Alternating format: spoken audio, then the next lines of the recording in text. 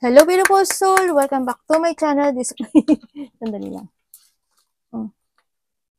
This is Meja Amer from Japan, Kabayan Gemini. This reading is for you. Tingnan natin ang iyong May 18 to May 24, 2025. Maraming salamat muna sa mga subscriber, new subscriber, cross-watcher, at sa mga bagong pasok dyan. Welcome na welcome sa bahay ni Ate Amy. Salamat din sa nakataba ng puso na yung mga comments. At sa mga nagpa-personal reading, maraming pong salamat. Kung gusto niyo na energy niyo lang talaga, ang gusto niyo makuha natin, all the details para sa personal reading ay nasa ibaba ng video na ito. This is a general reading. Kunin mo lang ang sayo at itapon ang hindi naman sayo. Maaring ito isa vice versa. Energy mo, energy ng person mo, o energy ng malapit sa puso mo. Nangyayari, or mangyayari pa lang. Use your own intuition. Gawakan natin ang ating isipan. Ang dami yung energy sa mundong ito. Gawin nyo lang itong guide kasi kayo pa rin ang makapagpapabago ng inyong buhay.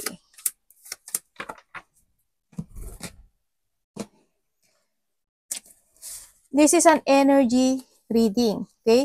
Babae, lalaki, ano man ang gender mo, matanda, bata ka man, ipasok mo ang iyong sarili. Energy reading tayo, ha? Kasi iba nagtatanong, pambabae lang po ba yan? Energy po ito. Iba sa inyo, magiging busy ata kayo, ah. Okay. Ang nakikita ko sa'yo, may mga celebration, no? Makakareceive ka daw ng gift, or ikaw ang magbibigay ng gift, ganyan. Sa iba sa inyo is may mga tao na magbibigay ng pagmamahal sa'yo. Sa iba sa inyo, no? Or you giving your love. Vice versa tayo. Meron tayong Taurus, Leo, Aries, Virgo. Nahandito rin yung magkakaroon ng spiritual growth sa iba sa inyo. Sa nakita ko dito, may mga pupukusan ka na this time. Pagbabalik, may mga happiness at pagbabalik ng mga sigla. Ako nakita, may mga papuri din eh. Kasiyahan, papuri, love, money sa iba sa inyo, or there's a romance situation, or handito na yung situation na pagbabalik ng sigla, no, sa iba sa inyo. Pagbabalik ng sigla, or handito rin yung situation na siguro handin yung iba sa inyo is mas more kang magiging private or unique, no, para at the end hindi ka rin masaktan. Kasi syempre alam mo naman lalo kung may mga pag-uusapan ka, ganyan, sa nakita ko dito. Merong ako nakikita na maaring magkakaroon ng shifting or pagbabago, no? Maaring sa work mo, profession, ganyan. May mga sitwasyon na magiging matibay. And may mga stability rin ako nakikita sa'yo. May mag-o-open sa'yo na opportunity. No? May mag-o-open na door para sa'yo. There's a success and victory. Maaring may malalaman ka na katotohanan or ang nakikita ko sa'yo dito is may mga positive outcome situation. Hindi naman lahat ganun ang nakikita ko, pero may mga hardship pa rin naman. Kumbaga, siguro sa iba enlightenment. Sa iba siguro is enlightenment lang to. Siguro enlightenment sa mga pupukusan mo this time, mga ganun. O maaari mas more ka magpo-focus to success, magpo-focus ka more sa mga opportunity na meron ka ngayon, maaaring ganun sa iba. Mag-ingat kayo. Hindi naman lahat, maaaring makaka-receive ka lang ng information or communication. Sana hindi kayo or sana wala mangyari, no? There's a danger situation. May mga biglaang magaganap o mangyayari. May mga warning lang naman to. Accident. There's a hospital, doctor, or may mga situation na surgery ako na nakikita sa'yo. Siguro mga may nagpapadoktor, ganyan, maaring ganun. Kung nagpapadoktor kayo, maaring magkakaroon ka na ng recovery, mga ganyan, or someone into your life is may nagpapadoktor or there's a surgery situation. Ang sinasabi rin dito, kung ano yung tinanim mo, yun din daw ang aanihin mo. There's a harvesting situation. Siguro may mga ginawa ka siguro na i-harvest mo na, ganyan, sa iba sa inyo.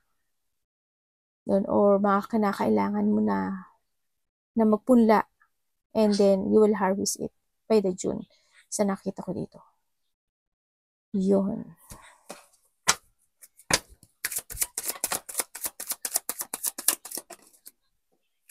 Meron ba kayong travel?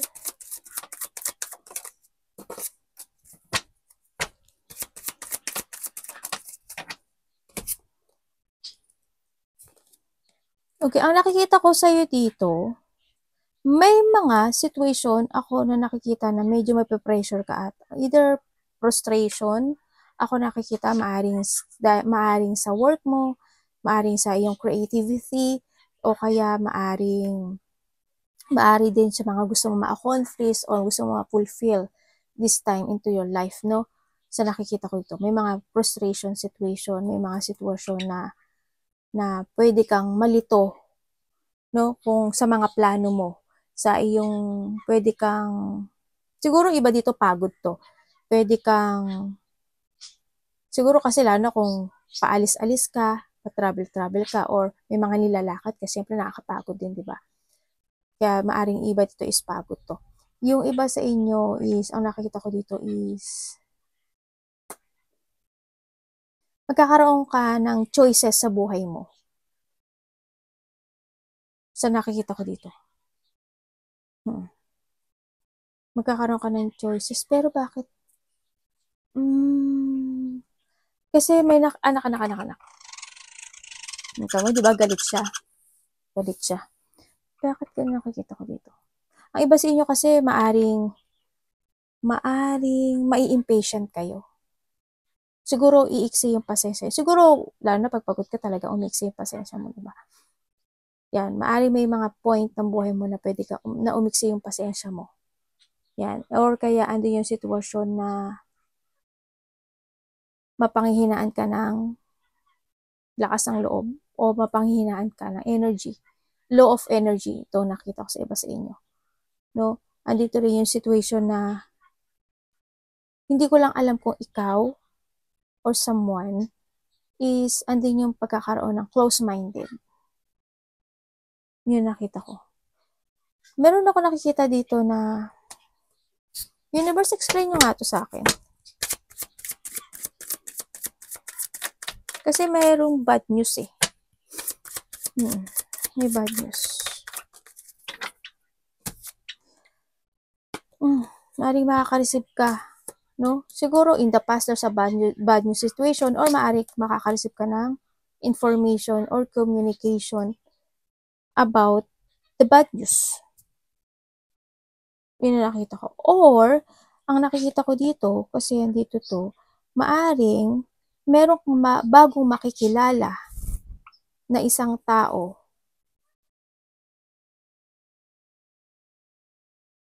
or makaka-receive ka ng text message na pwede mong ika-frustrate or pwede mong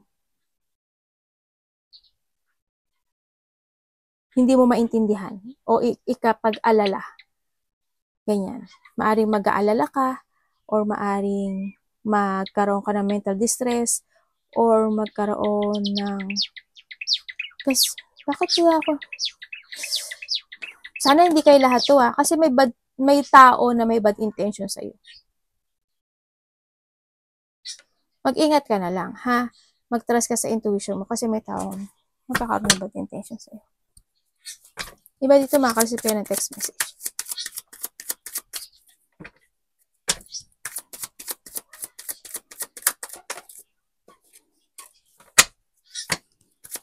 Ano po to? Ganun lang baksa. May mga taong galit sa iyo, no? Or may taong naiinggit o galit o ayaw sa iyo. Sinakita ko sa dito. Dito, sinakita ko sa iyo, iba sa inyo busy kayo, no? Sa ibang aspeto ng buhay mo, magkakaroon ng delay, no? Magkakaroon ng delay, hindi naman lahat, pero there's a delay na maaring pag-iisipan mo muna, no? Maaring urong-sulong ito, na nakita ko sa iyo dito. Siguro, lalo na kung may mga bagay na ginagawa ka, no? May mga urong-sulong ka na gagawin o may mga i-delay na situation o may mga delay situation sa buhay mo kasi maaring may mga pinupukusan ka na ibang bagay, no? Kaya madi-delay yun. Ang nakikita ko rin sa iba sa inyo, may mga iisipin ka na you need to recover. No, may mga sisiyasatin ka, maghahanap ka ng mga katotohanan, ano man dapat, ganito ba dapat, ganun ba dapat, bakit ganun, may mga ganun sitwasyon, no? And then also, ang nakikita ko sa iba sa inyo, there's a transformation happen. May mga pagta-transform o may mga babaguhin o may mga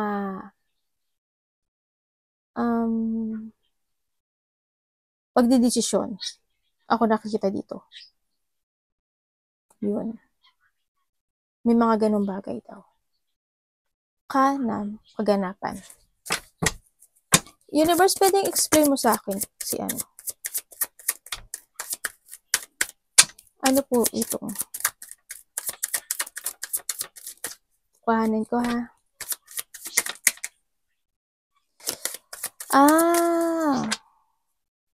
May sabihin, may tao dito na makipag-usap sa'yo or kakausapin mo. Yun na nakita ko dito.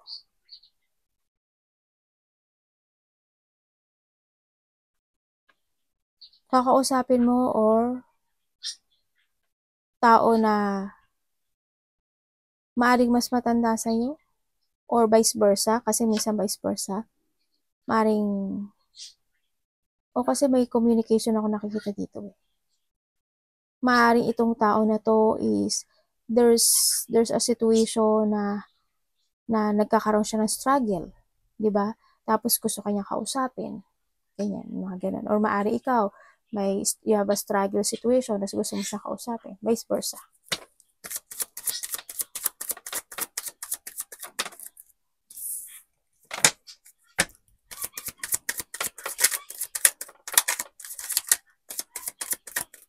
Ano po ito, universe?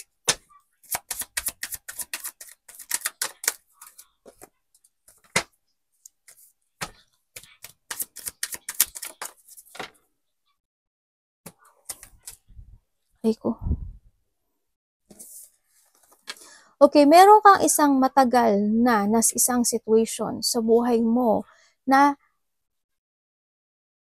out of control or ma-cancel or either ma-cancel o ma-delay, katulad dito.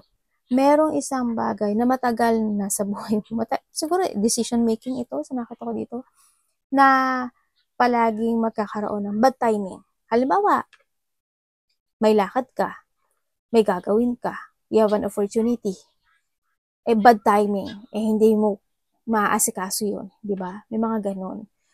In any situation, may mga stagnation, may mga stagnant situation ako nakikita. Halimbawa, gusto mo makipagkita ka dito, gusto mong gawin ito, gusto mong gawin yan. May mga delay situation. No? O kaya may mga hatulan ka o didesisyonan ka o may mga pag-iisipan ka na bagay-bagay na pwede siyang hindi agad maumpisahan. Parang, sa next week ko na lang gagawin yan. After na lang nito, gagawin ko yan. May mga ganong sitwasyon ako nakikita sa'yo. Yun. No, may mga gusto mong maganap o mangyari na pwedeng ma-cancel. Lagyan na natin to. Dalawang card.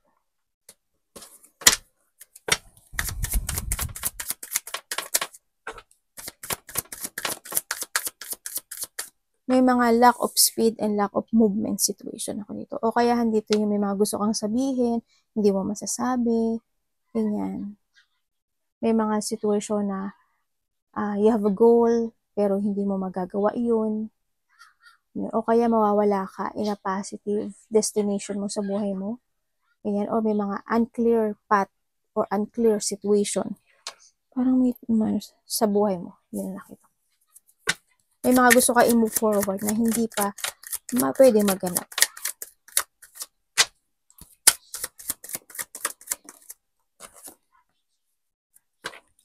Meron ako nakikita na maaring someone want to commit sa'yo, no? Someone want to commit.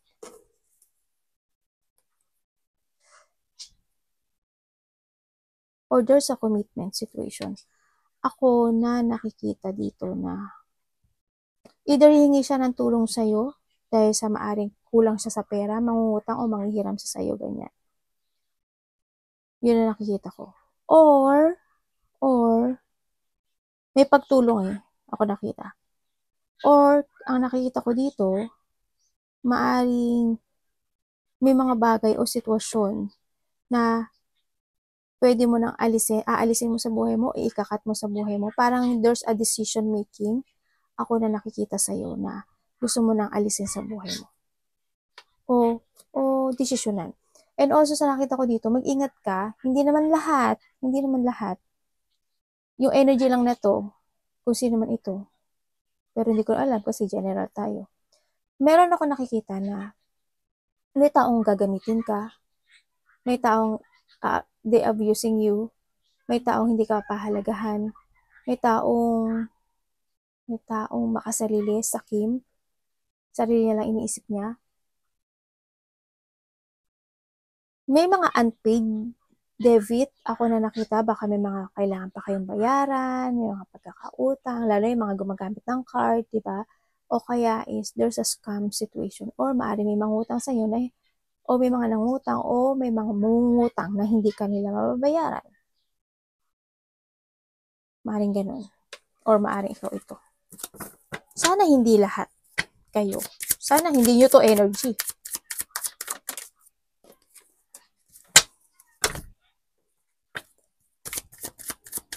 Magkakaroon ka ng pagdidesisyon na hindi mo madidesisyon agad. Parang ganun yung nakita ko kanina. Iba dito, celebration. Siguro within the 4 days, 4 weeks, ako nakikita or nakaraan na o mangyari pa lang, siguro may mga celebration situation. Any situation. Ay kasi birthday mo din, di ba? Baka birthday mo yan. Iba dito, siguro for 3 weeks, ganyan. Ang nakikita ko sa'yo dito, may taong naging tanga. May tao dito naging tanga. Or magiging tanga.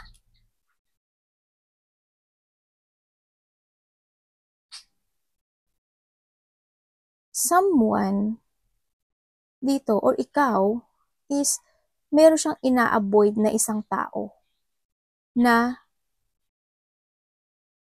maaari ikaw ay may umiiwas sa'yo, di ba? O kaya ikaw ay may iniiwasan ka. Vice versa tayo. May iniiwasan siya na tao na makasama o makasalamuha. Iba dito kasama niyo to sa trabaho. Kakalala mo na siya. Maaaring iba dito, magulang mo siya, karelasyon mo siya, o ito yung tao na ginagawa kang tanga, or kasi may nakita rin ako dito na tao na kuhanin mo lang yung sayo ha, hindi to energy to ha. May tao kasi ako nakita na naghahari-harian, matigas ang puso, may kalupitan, may katigasan o may kahigpitan. No, ako nakikita dito. Parang handun din yung situation na expect the unexpected situation. Ako na nakikita dito na maaring may maling magaganap o mangyayari sa'yo. May mga mali. May maling magkaganapan. Mag-ingat ka na lang para hindi ka magkamali. I-reverse mo to. No? Sabihin, pag-isipan mo munang maigi kung tama ba yung gagawin mo o hindi. Para hindi ka magkamali talaga.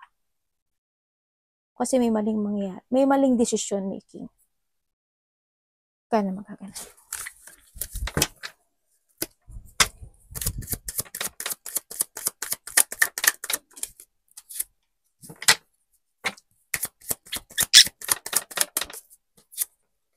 Ay, devil. Alam mo ba si devil?